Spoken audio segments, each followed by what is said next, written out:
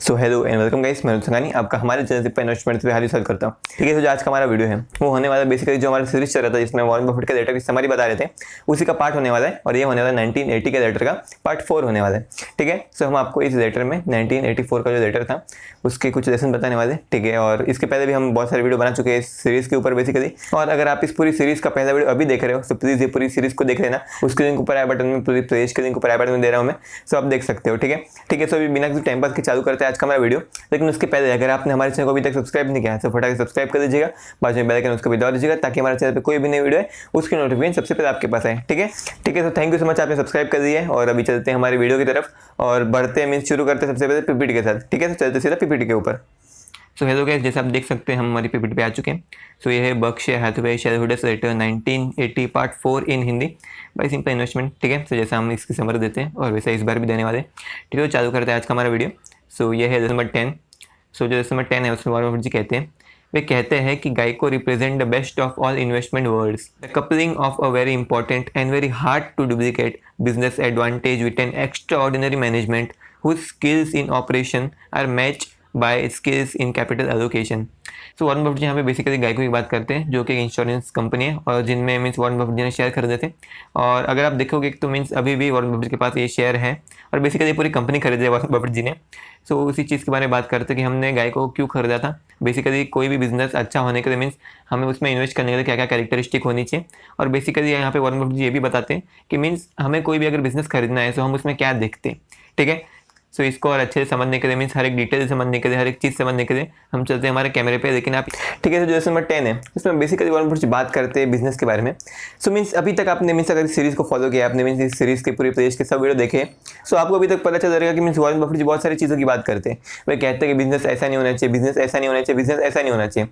ठीक है, सो ये जो लेसन है उसमें वॉरेन बफेट बताते हैं कि बिजनेस कैसा होना चाहिए। सो वॉरेन बफेट इस लेसन में बेसिकली अपने ग्रेट बिजनेस का एक एग्जाम्पल देते हैं। ठीक है, और ये जो ग्रेट बिजनेस है उसको हम बोलते हैं गाइको। ठीक है, तो जो गाइको है वो एक इंश्योरेंस कंपनी और बेसिकली वॉरेन बफेट जी बहुत ज़्यादा फेवरेट इंश्योरेंस कंपनी है। और अभी भी उनके पोर्टफोलियो में तकरीबन इस कंपनी को खरीदे वॉरेन बफेट जी को तकरीबन 50 साल हो चुके हैं। मीन्स 50 साल से वॉरेन बफेट जी की पोर्टफोलियो में ये कंपनी है। ठीक है, सो वॉरेन बफेट यहाँ पे अपनी फेवरेट कंपनी के बारे में बताते हैं। वे कहते हैं कि ये जो कंपनी है वो हमारी फेवरेट है और वो फेवरेट होने के मीन्स बेसिकली दो रीज़न है। एक तो ये मीन्स वो फेवरेट क्यों है, क्योंकि हम इसको सस्ते दाम पे खरीद पाए थे, वो तो वजह है। लेकिन जो रीज़न है वो बेसिकली दो मेन रीज़न है। उनमें से एक रीज़न ये है कि जो कंपनी है उसका मोड बहुत अच्छा है। तो ये मोड क्या होता है? मोड यानी बेसिकली बिजनेस एडवांटेज, यानी बाकी सब कंपनियों से बचने के लिए, मीन्स बाकी सब कंपनियों से अलग खड़ा होने के लिए, बाकी सब कंपनियों से यूनिक होने के लिए एक बिजनेस एडवांटेज होना चाहिए। सो ये जो गाइको है उसका बिजनेस एडवांटेज क्या है, उसका मोड क्या है? सो ये मोड बेसिकली क्या होता है कि मीन्स अगर आप देखोगे तो मीन्स पुराने ज़माने में कोई किला होता था, सो किले को जाके कोई दुश्मन भेद ना पाए, तो उसके लिए मीन्स उसके आजू बाजू मीन्स एक तालाब जैसा बना देते थे, फिर उसमें मगरमच्छ रखते थे। मीन्स आपने टॉम एंड जेरी में देखा होगा। ठीक है, तो ऐसा सब होता था। सो जो पानी का गड्ढा रहता है, मीन्स जो किला है उसके आजू बाजू पानी पूरा रहता है, मीन्स नदी जैसा बनाते गोल गोल, ताकि वो किले के पास कोई दुश्मन ना आ पाए और समझ जाए नदी को पार भी कर दिया तो फिर भी यहाँ पे सैनिक रहते हैं। ठीक है, तो इसको हम मोड बोलते हैं। सो वॉरेन बफेट यहाँ पे यही चीज़ की बात करते हैं। वे कहते हैं कि जो बिजनेस है वो एक किला है और जो बाकी सब कॉम्पिटिटर है वो सब दुश्मन है और वो इस किले को भेदना चाहते हैं, वो इस बिजनेस को मारना चाहते हैं, इस कंपनी को बैंकरप्ट करना चाहते हैं।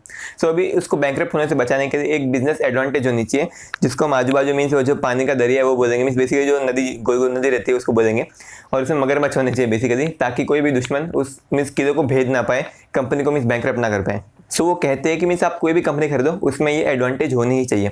सो बेसिकली गाइको में एडवांटेज क्या है? गाइको में एडवांटेज ये है कि वो बेसिकली वो इंश्योरेंस बेचती है बेसिकली। सो वो इंश्योरेंस को सस्ते दाम पे बेच सकती है, या फिर वो जिस सेक्टर में काम कर रही है उस सेक्टर में उसको मीन्स क्या बोलते हैं, स्पेशलिटी हासिल हो सकती है। ठीक है, सो इसी वजह से ये चीज़ उसका बिजनेस एडवांटेज बन जाती है, यानी ये चीज़ उसको बाकी सब कंपनियों से अलग करती है।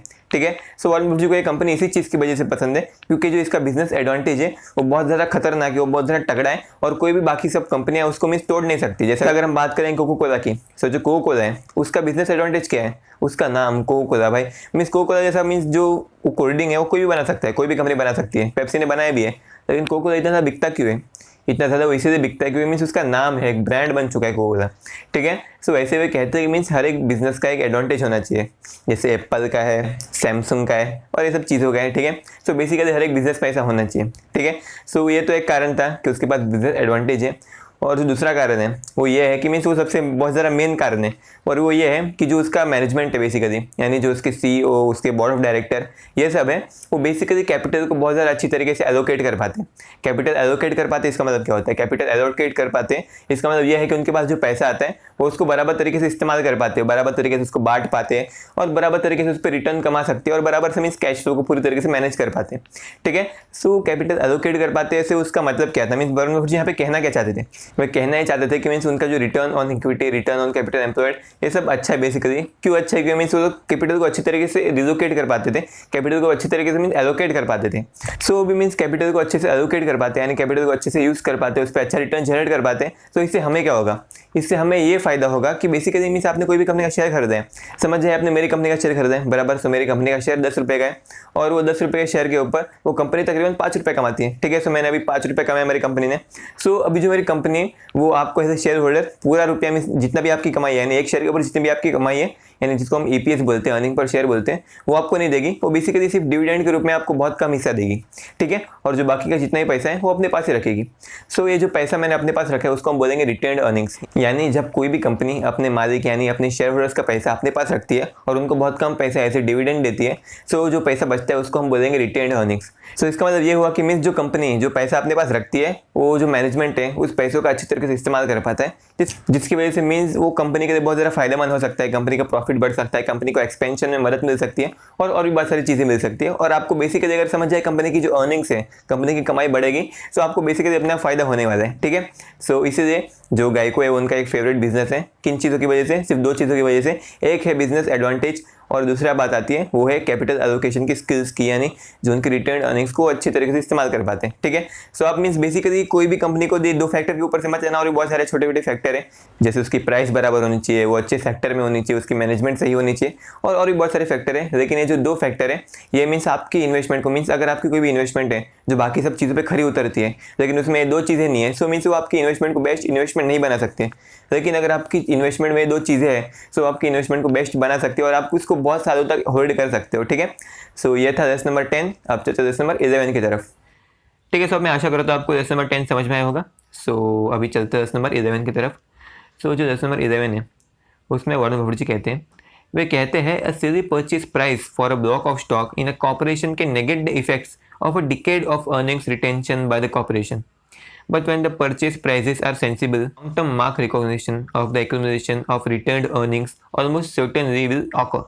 So वे कहते हैं कि मीन्स अगर आपने मीन्स कोई भी स्टॉक को अगर आपने सिली प्राइस पे खरीदा है यानी महंगे दाम पे खरीदा है, सो वो कुछ डिकेड यानी तकरीबन 10 से 20 साल के अर्निंग्स रिटेंशन को मिटा सकता है, यानी वो आपके प्रॉफिट को यानी वो आपके एक हद तक बहुत ज़्यादा आपके प्रॉफिट को मिटा सकते हैं। ठीक है, सो वे कहते हैं कि मीन्स एक सिली प्राइस आपको नहीं देना चाहिए, लेकिन जब वही स्टॉक एक अच्छे प्राइस पे, एक सेंसिबल प्राइस पे खरीदा जाता है, तब मीन्स उसका जो लॉन्ग टर्म जो रिटर्न अर्निंग्स है उस पर उनको कंपाउंडिंग होती है और इस पर बेसिकली उनको बहुत ज़्यादा प्रॉफिट होता है।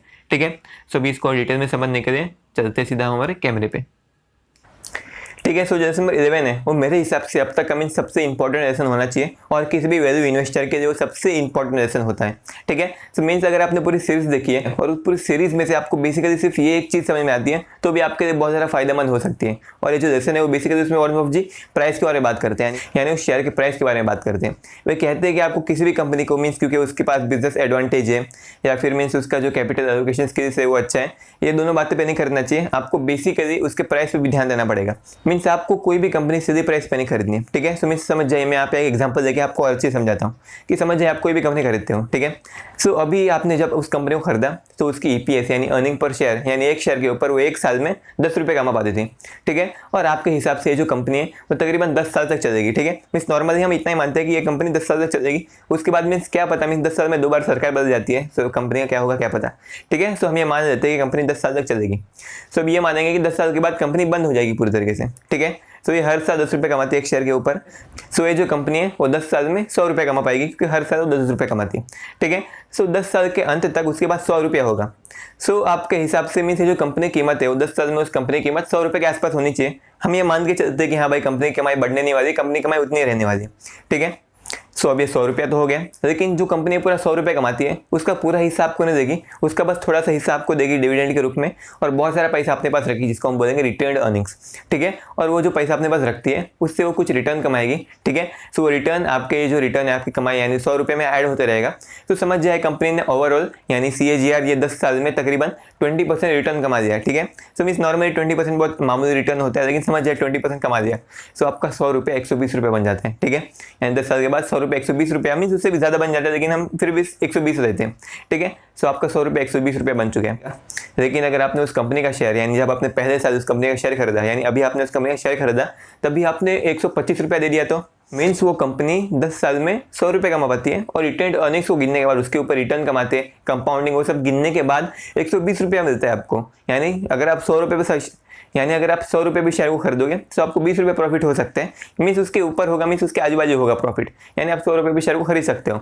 लेकिन अगर आपने उस शेयर को 125 रुपये खरीदा तो क्या मीन्स आपका तो लॉस ही होने वाला है, मीन्स कुछ ना कुछ, मीन्स अगर उसकी कमाई बढ़ी तो ये सब चीज़ें आपको प्रॉफिट हो सकता है, लेकिन मीन्स आपको ज़्यादा प्रॉफिट नहीं होने वाला, ठीक है। सो वॉरेन बफेट यहाँ पे इसी चीज़ की बात करते हैं, वो कहते हैं कि आप कोई भी कंपनी खरीदनी है तो आपको एक अच्छे प्राइस पे खरीदनी पड़ेगी उसको, मीन्स आपको एनालाइज करना पड़ेगा कि उसका प्राइस जो है वो बराबर है कि नहीं, ठीक है। सो वॉरेन बफेट यहाँ पे इसी चीज़ की बात करते हैं, वे कहते हैं कि आप कोई भी कंपनी खरीदते हो तो आपको बेसिकली उसको सही प्राइस पे खरीदना चाहिए। अगर आपने उसको सही प्राइस पे नहीं खरीदा सो जो मीन्स आपका जो प्राइस है, मीन्स आपने इतना हाई प्राइस पे किया, वो प्राइस आपको बेसिकली कुछ साल की मीन्स तकरीबन 10 से 20 साल की आपकी जो रिटेन्ड अर्निंग से जो कमाई होती है वो आपकी कमाई खा सकते हैं, ठीक है। सो रिटेन्ड अर्निंग्स की कमाई क्या होती है, वो बेसिकली मीन्स जो 100 रुपये कंपनी के पास था उसको वापस से इन्वेस्ट कर करके कंपनी ने जितना एक्स्ट्रा पैसा कमाया, यानी उसको कंपाउंडिंग कर करके कंपनी ने जो 20 रुपये कमाया, वो मीन्स आपकी तकरीबन 10 साल की कमाई है, 10 साल की रिटेन्ड अर्निंग से कमाई हुई कमाई है, यानी कंपनी के पैसे से आपने और पैसे कमाए, ठीक है। सो इसको रिटेन्ड अर्निंग्स की कमाई बोलेंगे हम बेसिकली यहाँ पे इस एग्जांपल में।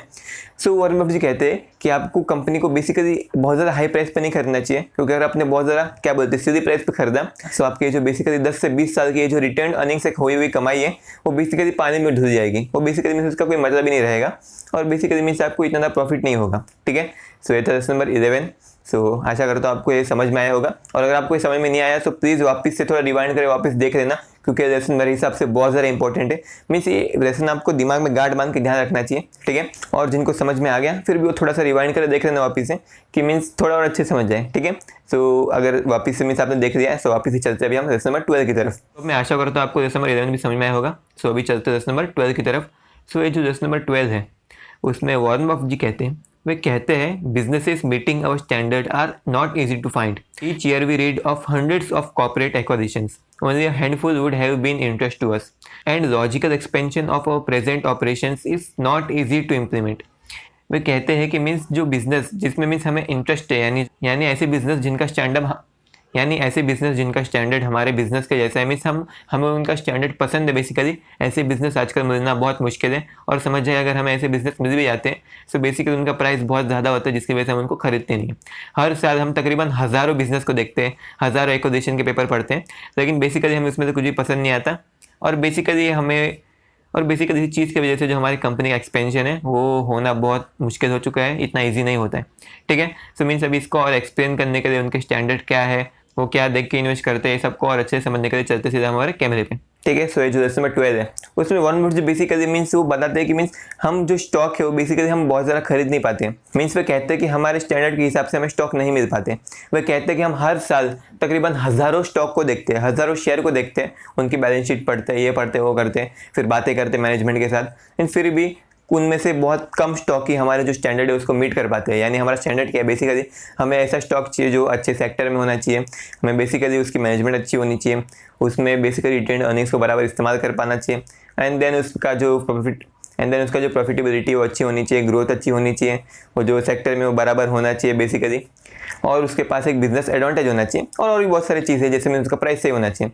तो वे कहते हैं कि हम हर साल तकरीबन हज़ारों कंपनी को देखते हैं, हज़ारों कंपनी को एनालाइज करते हैं, लेकिन फिर भी उन सब कंपनियों में से बहुत कम कंपनियां होती है, कुछ गिनी चुनी कंपनियां होती हैं जो हमारे स्टैंडर्ड को मीट कर पाती हैं, और ये जो गिनी चुनी कंपनी है उसमें से भी बहुत सारी कंपनियां उनका जो प्राइस है वो मीन्स बराबर नहीं होता, उनका प्राइस हमें बहुत ज़्यादा महंगा लगता है, मीन्स बेसिकली जो कंपनी हमें बहुत ज़्यादा महंगी लगती है, तो इसलिए हम उसमें इन्वेस्ट इन्वेस्ट नहीं करते हैं। वो कहते हैं कि हमारा जो काम है वो काम बेसिकली इन्वेस्ट करना है अच्छे तरीके से, हमें अच्छी कंपनियों में हमें सितारे ढूंढने, हमें बेसिकली अपना पैसा कचरे में नहीं लगाना है।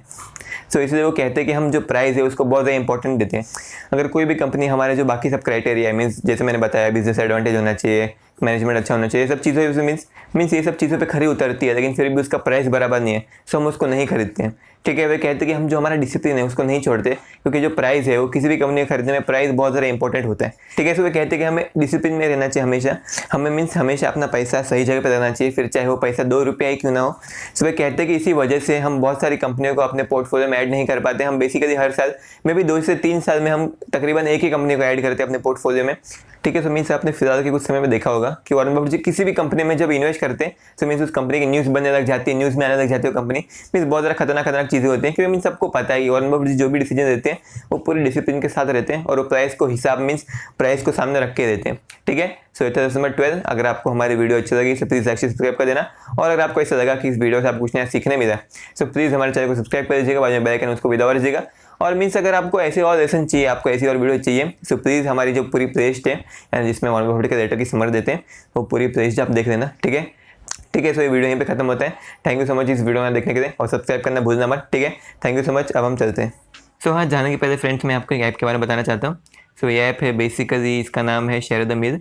ये मीन्स एक बेसिकली बहुत अच्छा ऐप है, जैसे आप देख सकते हैं share the meal part of world food programme. यानी बेसिकली आप यहाँ पे से जाके मीन्स इस ऐप से आप कुछ गरीब लोग हैं जिनके पास खाने के पैसे नहीं है, तो आप उनको खाना दे सकते हो। जैसे आप देख सकते हैं बहुत सारे लोग हैं उनको पैसे आप दे सकते हो, जैसे support school nutrition in India, then help children in Yemen, ये सब चीज़ें, provide urgent aid for families in Lebanon. ठीक है, सो ये सब जगह पे आप डोनेट कर सकते हो, आप इन लोगों को खाना दे सकते हैं, और ये बहुत ज़्यादा सिंपल है। जैसे आप देख सकते हैं अगर आपने गिव नाउ पे क्लिक किया सो यहाँ पे आप देख सकते हैं मीन्स बेसिकली अगर आपको 1 मील देना है तो आपको 60 रुपये डोनेट करना पड़ेगा, और ये आप गूगल पे से कर सकते हो। गूगल पे से मीन्स कुछ भी करना बहुत ईजी है, आपका अकाउंट रहेगा गूगल पे सो आप डोनेट कर सकते हो। बेसिकली अगर आपने 60 रुपया दिया सो आप तकरीबन 1 मील यानी एक बंदे को 1 दिन का खाना आप दे सकते हो। ठीक है, तो बस मैं ज़्यादा कुछ नहीं मांग रहा हूँ, बस आपसे सिर्फ 60 रुपये डोनेट करने बोल रहा हूँ। मीन्स आपकी मर्जी, मीन्स आप जितना भी करना चाहो, मीन्स अगर आप करना चाहो तो आप कर सकते हो, नहीं करना चाहो तो नहीं कर सकते हो। लेकिन मैं बस इतना ही कहना चाहता हूँ कि मीन्स जो हमारा चैनल है बेसिकली जो मेरा एम था मीन्स एक, और बड़ा होने के बाद भी मेरा एक गोल रहेगा कि मैं दुनिया में से हंगर को मिटा दूँ, मैं भूख को मिटाना चाहता हूँ बेसिकली। सो प्लीज़ आप भी हमारा साथ दीजिएगा, हमारे चैनल का साथ दीजिएगा। और हम ये कहना चाहते हैं कि मीन्स अगर आप किसी को दोगे मीन्स कुछ, तो आपके साथ भी कुछ अच्छा होगा। ठीक है, मैं ऐसा नहीं बोल रहा हूँ कि मीन्स आपको अच्छा होने के लिए आप कुछ किसी को डोनेट करो, मैं बस इतना कहना चाहता हूँ कि मीन्स आप डोनेट कीजिए, मीन्स जो पैसे है वो अच्छे काम के लिए जा रहा है, किसी भूख मिटेगी। और हम सबको पता है कि मीन्स अगर भूखा रहना पड़ता है तो कैसा लगता है हमें।